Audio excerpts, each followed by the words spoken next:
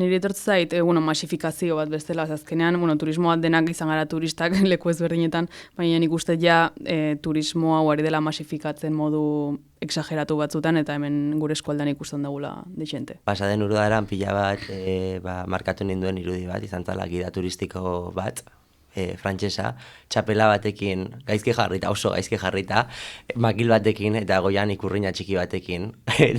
Oinez, ondarre bitikan, turista talde eder batekin atzetik. Ez dakit aserrea edo nazka edo, baina retxazo edo, eta gero ere pentsatu dut, nahi gozan zen turista izate, baina bueno, ni bakarrik eta besteak ez. Beti egon da Hondarribin gazteleku bat, eta egia da urtean zehar bat ititula ekintza dexente, eta gazteak mugitzen dira, eta egia da dela leku bat, Hondarriko gazteak gelditzeko, planak egiteko, dituzte mendi bueltak, bastante ekintza, eta nik uste nahiko ongi dagoela, kasu hortan. Bai izan naizela erabiltzailea urte batzuez, eta egia da, batez ere hegoaldean eskintzen duela segulako babeslekua, ez dagulako Irunen bestela non sartu.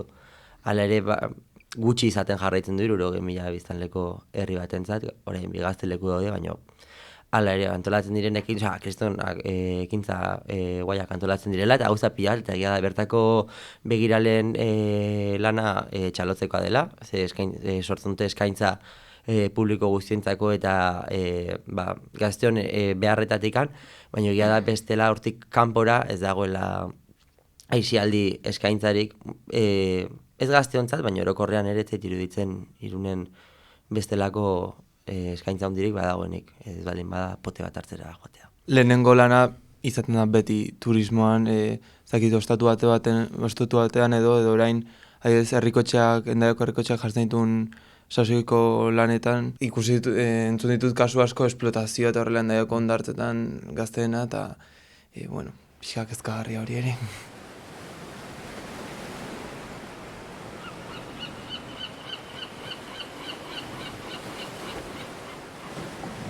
Itxasadarra.